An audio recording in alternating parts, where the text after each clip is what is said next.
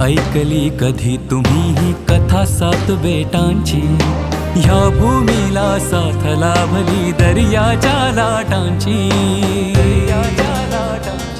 कोणी म्हणे माया नगरी, कोणी मुंबई माता. इतिहासातून चला उलगडू आजही विस्मय गाथा. ही कहाणी अज्ञात मुंबईची. श्रोतेहो नमस्कार. प्रसारित करत आहोत अज्ञात मुंबई या पुस्तकाचं क्रमशः वाचन. लेखक नितीन साळुंखे, वाचक स्वर ओमकार गोवर्धन आणि केतकी थत्ते, संकल्पना शैलेश माळोदे आणि सादरकर्त्या ज्योत्स्ना केतकर. आज आपण ऐकणार आहोत दादरच्या टिळक पुलाच्या गोष्टीचा दुसरा भाग.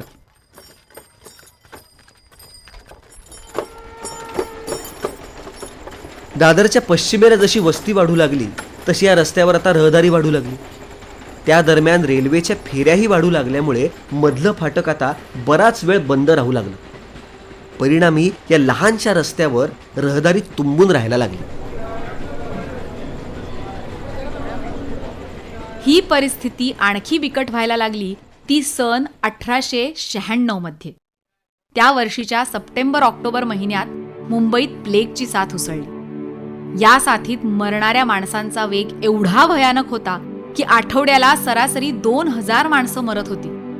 घरातल्या मेलेल्या एका माणसाला सरणावर जाळून परत येतायत तोवर त्याच घरातलं दुसरं प्रेत तयारच असायचं. स्मशानांना उसंत नव्हती. सरणाच्या भट्ट्या 24 तास पेटल्या होत्या. मरणाला घाबरून सर्वांना मुंबई बाहेर पळायची घाई लागली होती. कामगारांअभावी मुंबईतल्या जवळपास 75% गिरण्या या काळात बंद पडल्या होत्या. मुंबईच्या जवळपास निम्म्या लोकसंख्येनं तेव्हा मुंबई सोडली होती. ज्यांना गाव होतं त्यांनी गाव जवळ केलं. काहींनी माहीम पलीकडच्या उपनगरांचा आसरा घेतला आणि पांढरपेशे मुंबई बाहेर ठाण्याला गेले.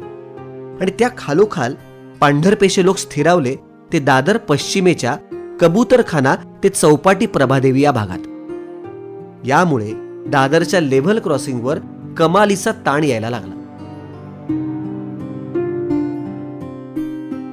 त्यात भर घातली ती दादर डिस्टिलरीने. आजच्या कीर्तिकर मार्केटच्या जागी असलेली ही डिस्टिलरी सन 1879 मध्येच सुरू झाली होती. पण लोकसंख्या वाढली तशी दारूची मागणी वाढली आणि डिस्टिलरीचं कामही वाढलं. या दादर डिस्टिलरीमध्ये कच्चा माल म्हणून लागणारी ताडी टाकायला बैलगाड्या येत असत. त्यांचीही संख्या वाढली. त्यामुळे रहदारी तुंबून राहायला लागली. लोकांचा खोळंबा व्हायला लागला. उघडलेलं फाटक बंद होण्याच्या आत ओलांडता यावं यासाठी पादचारी, फेरीवाले, बाजार करायला आलेले, बैलगाड्या आणि तुरळक असलेल्या मोटारी यांची एकच घाई व्हायला लागली. त्यातच रेल्वे मार्गामध्ये असलेल्या धर्मदेवेश्वराच्या देवळाचं गोधनही तिथेच रेंगाळत असे. भांडणं, मारामाऱ्या आणि गाड्या एकमेकांना धडकणं हे नित्याचं झालं होतं. कधी कधी अपघातही होत असत. लेव्हल क्रॉसिंग पार पाडणं म्हणजे मोठं दिव्य होऊन बसलं होतं. फाटक बराच वेळ उघडं ठेवल्यामुळे रेल्वेचं टाइम टेबलही बिघडू लागलं. प्लेगच्या साथीमुळे सरकारनं शहर सुधारणांचा कार्यक्रम हाती घेतला आणि त्याकरता 19व्या शतकाच्या अखेरच्या वर्षात city of Bombay improvement trust BIT ची स्थापना केली. या ट्रस्ट मार्फत मुंबईच्या उपनगरांच्या नियोजनबद्ध विकासासाठी विविध योजना आखल्या गेल्या. दादर पूर्वेकरता दादर माटुंगा डेव्हलपमेंट स्कीम क्रमांक 5 ही आखली गेली. पण ती प्रत्यक्षात उतरण्याकरता आणखीन 20-25 वर्ष जायची होती. मध्य आणि पश्चिम अशा दोन्ही रेल्वेवर वाढलेल्या गाड्यांच्या फेऱ्या, तानसा वैतरणा पाणी योजनेतून येऊ घातलेलं पाणी इत्यादीचा विचार करून शिक्षित लोकांचा उपनगरात राहायला जाण्याचा कल वाढायला लागला होता.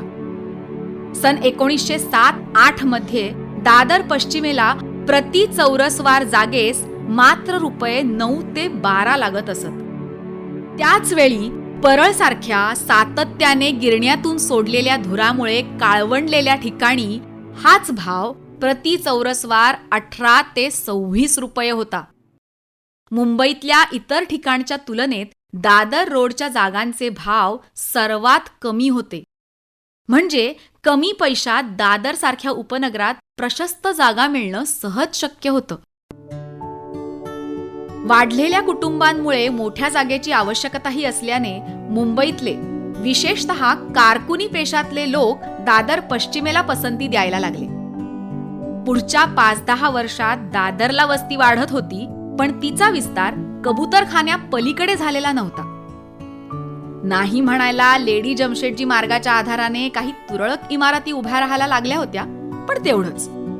बाकी तो निर्जन म्हणावा असाच परिसर होता.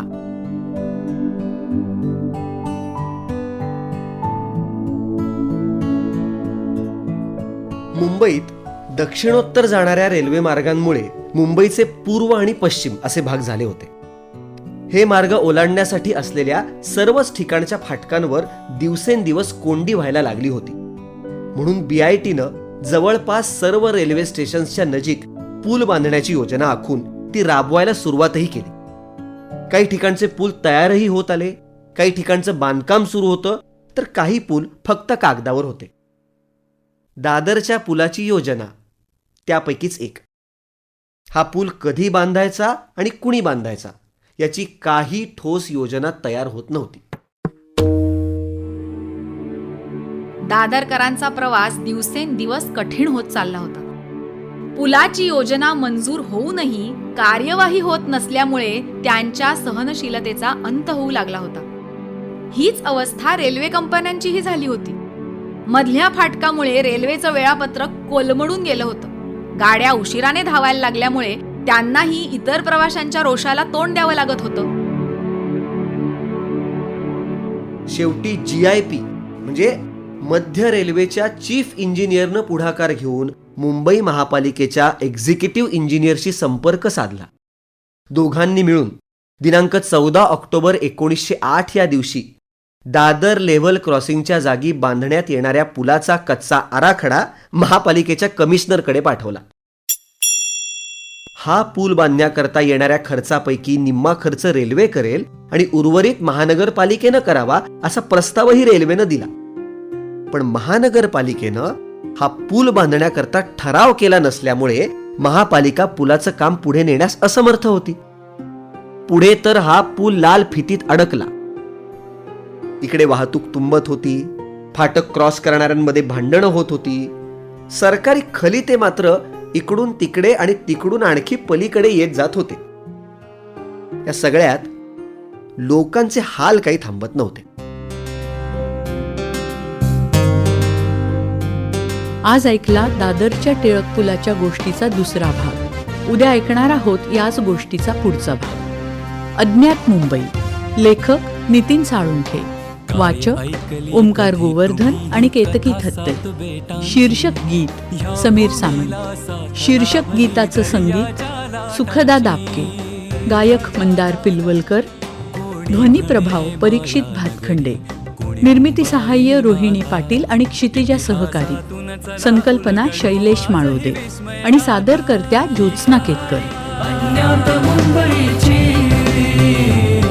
ही कहाणी अज्ञात मुंबईची.